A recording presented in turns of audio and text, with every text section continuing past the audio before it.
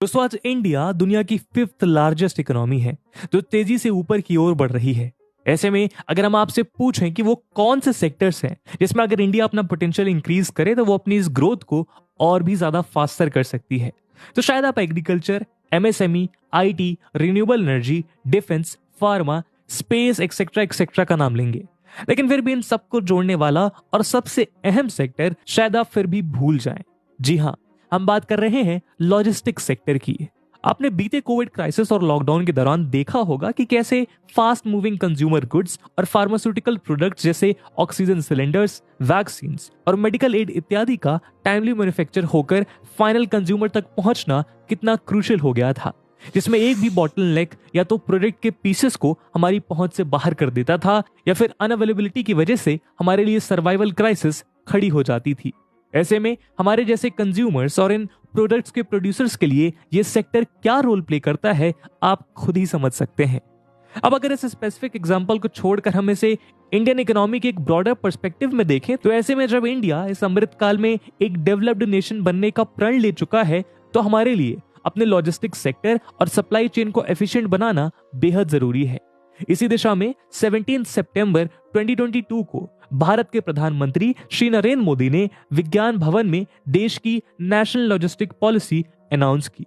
इस पॉलिसी का M multi modal system को डेवलप करने के साथ साथ प्रोसेस रीइंजीनियरिंग और डिजिटाइजेशन की मदद से लॉजिस्टिक सपोर्ट के ऑब्स्टिकल्स को दूर करना है, ताकि पूरी इंडस्ट्री की एफिशिएंसी को बढ़ाकर इसे ग्लोबल लेवल पर कॉम्पिटिटिव बनाया जा सके। हालांकि सेंट्रल गवर्नमेंट लगभग पिछले 3 सालों से इस पॉलिसी पर काम कर रही है और इस पॉलिसी को लेकर कॉमर्स इंडस्ट्री द्वारा सबसे पहले 2019 में एक कंसल्टेशन ड्राफ्ट रिलीज किया गया था, लेकिन उसके बाद कोविड की वजह से इसे डिले करना पड़ा।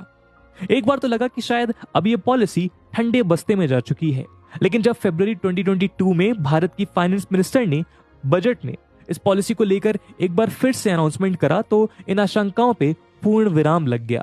तो चलिए आज हम अपने इस वीडियो के जरिए गवर्नमेंट की इस पॉलिसी को थोड़ा करीब से जानेंगे और साथ ही इस बारे में भी चर्चा करेंगे कि लॉजिस्टिक्स सेक्टर के वो क्या चैलेंजेस हैं जिन्हें एड्रेस करने के लिए ये पॉलिसी बनाई जा रही है और इस पॉलिसी के इम्प्लीमेंटेशन से गवर्नमेंट और इंडस्ट्री के क्या एक्सपेक्टेशंस हैं। लेकिन आगे बढ़ने से पहले मैं आपको बता दूं कि इस वीडियो की इंपॉर्टेंस यूपीएससी मेंस के जीएस पेपर 3 के इंडियन इकोनॉमी में काफी ज्यादा है। इसके बारे में हम वीडियो के अंत में और भी बात करेंगे, पर फिलहाल के लिए अपने डिस्कशन को हम आगे बढ़ाते हैं। दोस्तों सबसे पहले तो प्रश्न ये उठता है कि आखिर इंडियन इकोनॉमी में इस लॉजिस्टिक्स सेक्टर की क्या इंपॉर्टेंस है। आमतौर पर जब भी लॉजिस्टिक्स की बात आती है तो हमारे दिमाग में केवल प्रोडक्ट ट्रांसपोर्टेशन का ही एस्पेक्ट आता है, लेकिन अगर हम गौर से देखें तो लॉजिस्टिक्स सेक्टर इससे कहीं ज्यादा कॉम्प्लेक्स है। इसमें न केवल फाइनल प्रोडक्ट का ट्रांसपोर्टेशन बल्कि उस प्रोडक्ट को बनाने के लिए यूज होने वाले रॉ मटेरियल्स और मशीनरी का एक्वायरमेंट, प्रोडक्ट्स और इंटरमीडिएट्स के स्टोरेज के लिए warehousing, modes of transportation का डेवलपमेंट, सप्लाई चेन और एक्सपोर्ट का मैकेनिज्म, एक्सपोर्ट्स के लिए पोर्ट्स एंड एयरड्रोम्स डेवलपमेंट इत्यादि जैसे बहुत से सेगमेंट्स मिलकर इस सेक्टर को बनाते हैं। अगर हम इसे एक आसान भाषा में समझें तो ये एक चेन की तरह है जो raw material, supplier, manufacturer, distributor, customer in stages से गुजरते हुए फाइनल कंज्यूमर तक जाती है। और अगर इस चेन में एक भी लिंक कमजोर हो जाए तो ये पूरी चेन को इनएफिशिएंट बना देती है। दूसरी ओर अगर हम इस सेक्टर की इंपॉर्टेंस इकोनॉमिक टर्म्स में समझें तो इंडियन लॉजिस्टिक्स मार्केट का साइज फिस्कल ईयर 2021 में लगभग $250 बिलियन था, जिसके 10 to 12% की कंपाउंड एनुअल ग्रोथ के साथ 2025 तक $380 बिलियन का हो जाने की उम्मीद है। यही नहीं, 2021 के इकोनॉमिक सर्वे के अनुसार इस सेक्टर में 22 मिलियन से ज्यादा लोग एम्प्लॉयड हैं, जिसके अगले 5 सालों में 10.5% की ग्रोथ रेट से बढ़ने का अनुमान लगाया जा रहा है।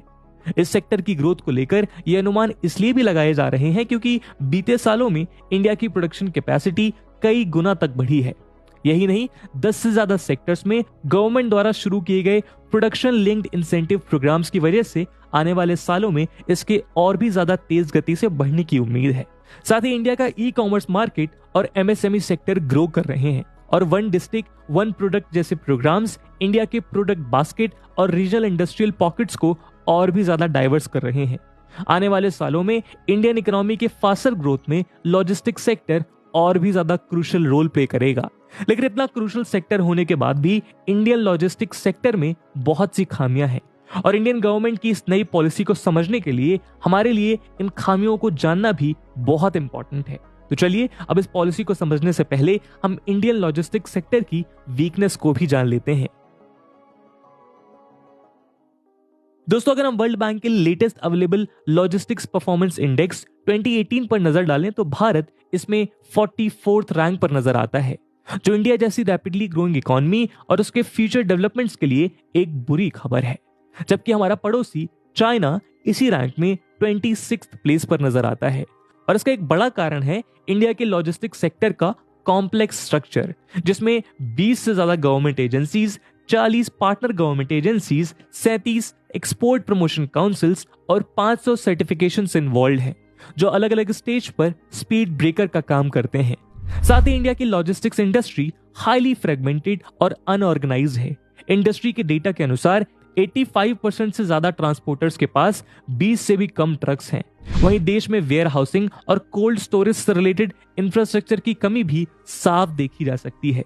यही कारण है कि देश के 90% वेयर हाउसेज 10,000 स्क्वायर फीट के एरिया से भी कम है।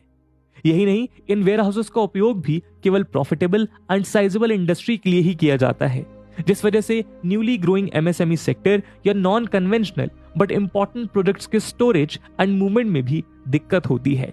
वहीं इनएफिशिएंसीज की वजह से प्रॉफिट मार्जिन में कमी के चलते ज्यादातर बड़े साइज के वेयर हाउस गवर्नमेंट ओन्ड ही है, जिनका उपयोग भी अधिकतर पीडीएस के लिए, फूड ग्रेन्स को स्टोर करने के लिए ही किया जाता है।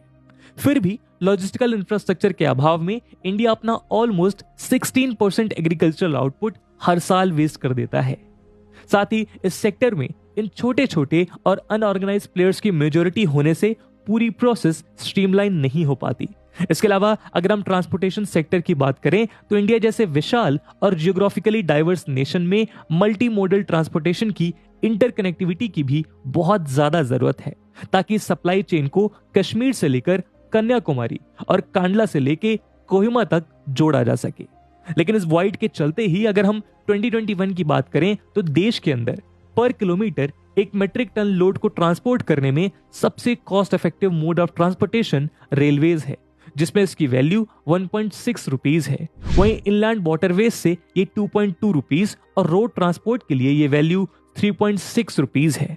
फिर भी इंडिया का 65% फ्रेट ट्रांसपोर्ट बाई रोड ही होता है, जबकि बाई ट्रेन महज 25%। जबकि अगर हम ग्लोबली एफिशिएंट कंट्रीज के एवरेज डेटा पे ध्यान दें तो रोड और ट्रेन के बीच ये आंकड़े लगभग उल्टे नजर आते हैं, यानी वहां लगभग 60% गुड्स ट्रेन से और 20 to 25% गुड्स रोड ट्रांसपोर्ट से जाता है। लेकिन इंडिया में इसके पीछे सबसे बड़ा कारण है गुड्स ट्रेन की अनअवेलेबिलिटी या इनएफिशिएंसी। इंडिया में गुड्स ट्रेन के लिए सेपरेट फ्रेट कॉरिडोर ना होने से उनको पैसेंजर ट्रेन से कंपीट करना पड़ता है, जिसमें ट्रैफिक क्लियरेंस में प्रायोरिटी पैसेंजर ट्रेन को दी जाती है। इसके चलते ये mode of transport time efficient नहीं रह जाता। यही कारण है कि इंडिया में फ्रेट ट्रेन की एवरेज स्पीड महज 25 किलोमीटर पर आवर की है, जबकि इसे जल्द से जल्द कम से कम 50 किलोमीटर पर आवर पर लाने की जरूरत है। वहीं अगर हम इनलैंड वाटरवे की बात करें तो गवर्नमेंट द्वारा बहुत से इनलैंड वाटरवेज अप्रूव होने के बाद भी उनके यूज के लिए स्टेट और सेंट्रल गवर्नमेंट के अलग अलग सेगमेंट से अप्रूवल की जरूरत पड़ती है। साथ ही ना तो ये अप्रूवल प्रोसेस मॉडर्नाइज है और ना ही स्ट्रीमलाइन। इस वजह से इंडियन लॉजिस्टिक्स में इस मोड ऑफ ट्रांसपोर्ट का शेयर भी डबल डिजिट में नहीं आ पा रहा है। इस वजह से ज्यादातर कंपनीज को अपना सामान एक जगह से दूसरी जगह पहुंचाने के लिए ट्रक्स की सहायता से रोड ट्रांसपोर्ट्स पर ही भरोसा करना पड़ता है। लेकिन हायर इकोनॉमिक कॉस्ट के अलावा भी इसके बहुत सारे ड्रॉबैक्स हैं, जैसे हायर फ्यूल कंजम्पशन का एनवायरमेंट कॉस्ट, इंडिया का बढ़ता फ्यूल इंपोर्ट, इंडिया का अनऑर्गेनाइज्ड ट्रक ट्रांसपोर्टेशन सिस्टम जिसमें not so well trained drivers और इनएफिशिएंट वर्क प्रोसेस इस पूरे सेगमेंट के लिए ही एक बॉटल नेक का काम करती है। साथ ही इंडिया के इस सिस्टम की इनएफिशिएंसी के पीछे इंडिया में नेशनल हाईवेज की कमी भी एक बहुत बड़ा कारण है, जो इसके टोटल रिकॉर्ड नेटवर्क का 2.5% ही है। साथ ही इसमें भी चेक पोस्ट और टोल प्लाजास की इनएफिशिएंसी पूरे सप्लाई चेन को नेगेटिवली इफेक्ट करती है। वहीं अगर हम इंपोर्ट एक्सपोर्ट की दृष्टि से इंडिया के पोर्ट्स पर नजर डालें तो हम पाएंगे कि यहाँ पर भी इंफ्रास्ट्रक्चर और पोर्ट फैसिलिटीज के डेफिसिट के साथ साथ लैंड ट्रांसपोर्ट की कनेक्टिविटी की वजह से पोर्ट बर्थ्स ओवर क्राउडेड हो जाते हैं, जिसके चलते शिप्स का टर्न अराउंड टाइम बढ़ जाता है, जो पूरी लोडिंग और अनलोडिंग की प्रोसेस को नेगेटिवली इफेक्ट करता है।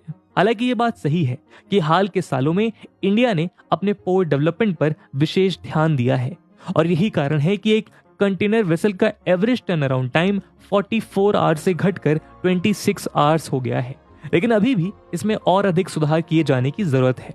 दोस्तों, अगर हम इससे अलग इस सेक्टर के स्ट्रक्चरल डिफेक्ट्स की बात करें तो multiple constituent elements, interstate movement और मल्टी मोड ट्रांसपोर्ट की वजह से यहाँ का टैक्सेशन सिस्टम, रेगुलेटरी सर्टिफिकेशंस और पेमेंट सेटलमेंट सिस्टम भी बहुत कॉम्प्लेक्स हो जाता है। इसके अलावा ये सारा प्रोसेस नॉन स्टैंडर्डाइज्ड और फ्रैगमेंटेड होने से इसमें डिजिटाइजेशन का भी अभाव है, इस वजह से ये एक प्रॉफिट मेकिंग इंडस्ट्री के तौर पर डेवलप नहीं हो पा रही है। इन्हीं सब कारणों की वजह से अगर हम इंडियन लॉजिस्टिक इंडस्ट्री के डेटा पर नजर डालें तो उसके अकॉर्डिंग इंडिया में जीडीपी के प्रपोर्शन में उसकी लॉजिस्टिक कॉस्ट लगभग 14% है, जबकि ब्रिक्स के बाकी देशों में ये 11% है, और यूएसए, साउथ कोरिया और सिंगापुर में ये जीडीपी का 8% है। जबकि जैसा कि हमने अभी देखा, लॉजिस्टिक सेक्टर इंडिया के नेशनल और इंटरनेशनल ट्रेड की बैकबोन है, और जब तक ये स्ट्रॉन्ग, एफिशिएंट और इकोनॉमिकल नहीं होगा तब तक इंडियन इकोनॉमी की फास्टर ग्रोथ में भी स्पीड ब्रेकर्स आते रहेंगे। इन्हीं सब कारणों को देखते हुए गवर्नमेंट ने नेशनल लॉजिस्टिक पॉलिसी को अनाउंस किया है। तो चलिए अब हम इस पॉलिसी के बारे में भी थोड़ा जान लेते हैं।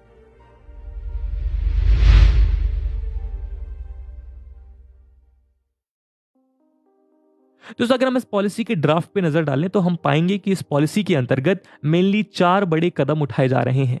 इसमें पहला है आईडीएस या इंटीग्रेशन ऑफ डिजिटल सिस्टम, जिसमें road transport, railways, customs, aviation, foreign trade और कॉमर्स मिनिस्ट्रीज जैसे 7 अलग अलग डिपार्टमेंट्स के 30 डिफरेंट सिस्टम्स को डिजिटली इंटीग्रेट किया जाएगा, ताकि इनकी इंटरकनेक्टिविटी को बढ़ाया जा सके और इंटर रिलेटेड प्रोजेक्ट्स के फास्टर को डेवलपमेंट के लिए उन्हें मर्ज किया जा सके।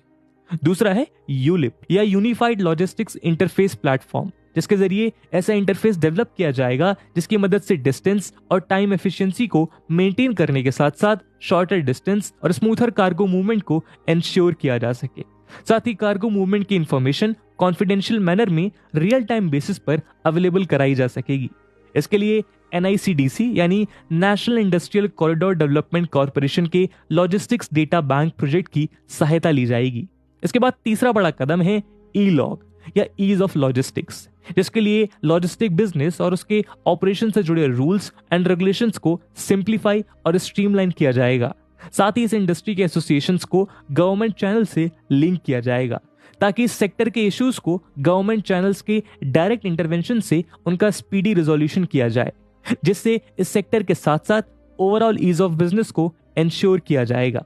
और अंत में चौथा बड़ा स्टेप है SIG या कहें सिस्टम इंप्रूवमेंट ग्रुप, जिसका काम है लॉजिस्टिक रिलेटेड सभी प्रोजेक्ट्स के डेवलपमेंट और उनसे जुड़े ऑब्स्टिकल्स को रेगुलरली ट्रैक करना और उन्हें जल्दी से जल्दी टैकल करना।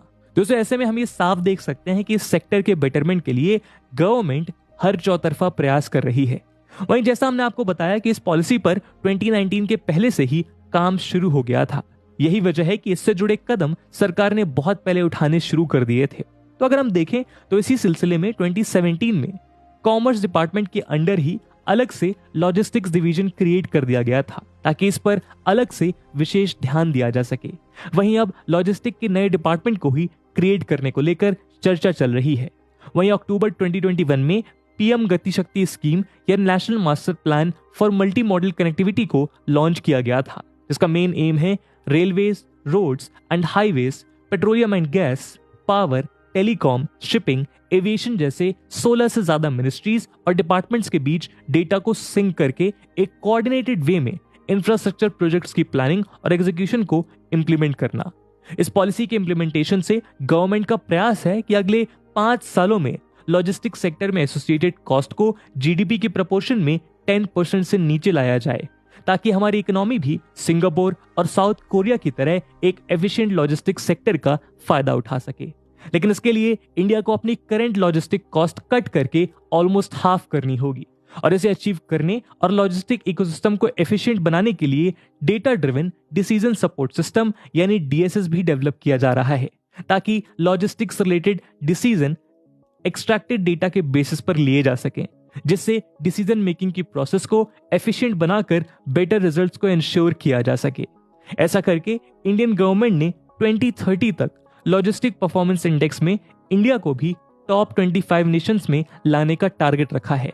इसके अलावा गवर्नमेंट का एम इस सेक्टर के राइज के साथ बढ़ती जॉब अपॉर्चुनिटीज के लिए यूथ को रिलेटेड स्किल से इक्विप करके रियलिस्टिक जॉब अपॉर्चुनिटीज प्रोवाइड कराना भी है।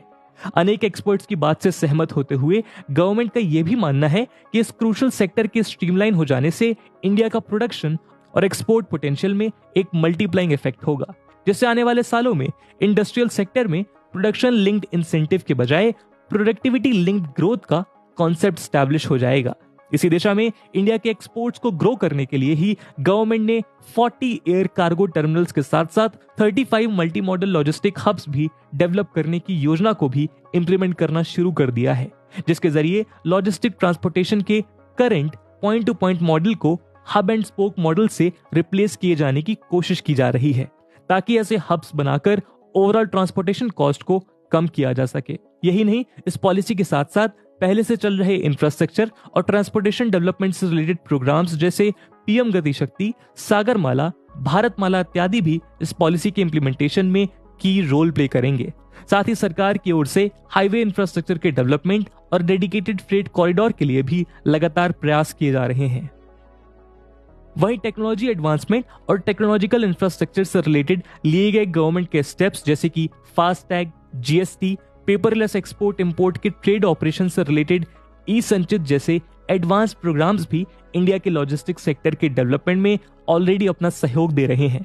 ऐसे में अगर इस पॉलिसी के माध्यम से इस सेक्टर से जुड़े दूसरे वीकनेसेस को रेक्टिफाई कर दिया जाता है तो ये इंडिया की सप्लाई चेन को फास्ट एंड इकोनॉमिकल बनाएंगे, जिससे न केवल उसके प्रोडक्ट्स एक्सपोर्ट्स के लिए और कॉम्पिटिटिव बनेंगे बल्कि इंडिया के एक्सपोर्टेड प्रोडक्ट्स की बास्केट और भी ज्यादा डाइवर्सिफाई हो पाएगी।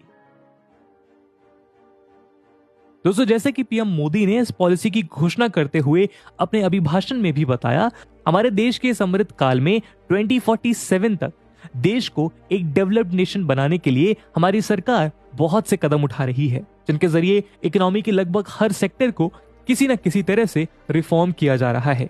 ऐसे में इन सब सेक्टर्स के अच्छे परफॉर्मेंस के लिए इकोनॉमी की बैकबोन लॉजिस्टिक सेक्टर का अच्छा परफॉर्म करना सबसे ज्यादा जरूरी है। ऐसे में इस पॉलिसी का इफेक्टिव इंप्लीमेंटेशन हमारे $5 ट्रिलियन की इकोनॉमी बनने के गोल को अचीव करने के लिए बेहद जरूरी है। इस बारे में इंडिया के minister for road transport and highways Shri Nitin Gadkari ji का भी यही कहना था कि अगर आने वाले सालों में भारत को दुनिया का एक इंपॉर्टेंट मैन्युफैक्चरिंग हब और एक एक्सपोर्ट इंटेंसिव इकोनॉमी बनना है तो उसे अपने लॉजिस्टिकल कॉस्ट को कम करना होगा, क्योंकि जब हमारी लॉजिस्टिक कॉस्ट कम होगी तभी हमारे प्रोडक्ट्स वर्ल्ड मार्केट में कॉम्पिटिटिव बन पाएंगे। इसके अलावा अगर हम लॉजिस्टिक सेक्टर पर ही गौर करें तो जैसा हम सभी जानते हैं कि अब तो रिटेल, हेल्थ केयर और एफएमजीसी सेक्टर्स में आर्टिफिशियल इंटेलिजेंस से इक्विप्ड ड्रोन बेस्ड डिलीवरीज तक शुरू हो चुकी हैं। वहीं कुछ एक्सपर्ट्स का मानना है कि 2030 तक दुनिया में 60% लास्ट माइल डिलीवरीज ड्रोन के जरिए ही की जाएंगी। तो दोस्तों, ये थी एक case study national logistic policy के ऊपर। इस पे आपका क्या ओपिनियन है? कौन कौन से रिफॉर्म्स अभी बकाया हैं और किन बेहतर मेथड से इस पॉलिसी का अच्छे से इंप्लीमेंटेशन किया जा सकता है? कमेंट सेक्शन में जरूर बताइएगा। और जैसा कि वीडियो के पहले भाग में आपसे बताया गया था कि इस वीडियो की इंपॉर्टेंस यूपीएससी मेंस के लिहाज से काफी ज्यादा है, और उसी इंपॉर्टेंस को देखते हुए एक सवाल हम आपके लिए छोड़कर जा रहे हैं जिसको आपको कमेंट सेक्शन में आंसर करना है। The question is, better logistics is a prime requirement of a modern economy with a complex supply chain. India has one of the least efficient logistics in the world. How to improve logistics in India? Discuss. And with this question, my friends, that's it for the video. I hope आपको video पसंद आई होगी, और अगर पसंद आई है तो अपने दोस्तों के साथ शेयर करना मत भूलिएगा। हम मिलते हैं अगले वीडियो में, तब तक के लिए जय हिंद,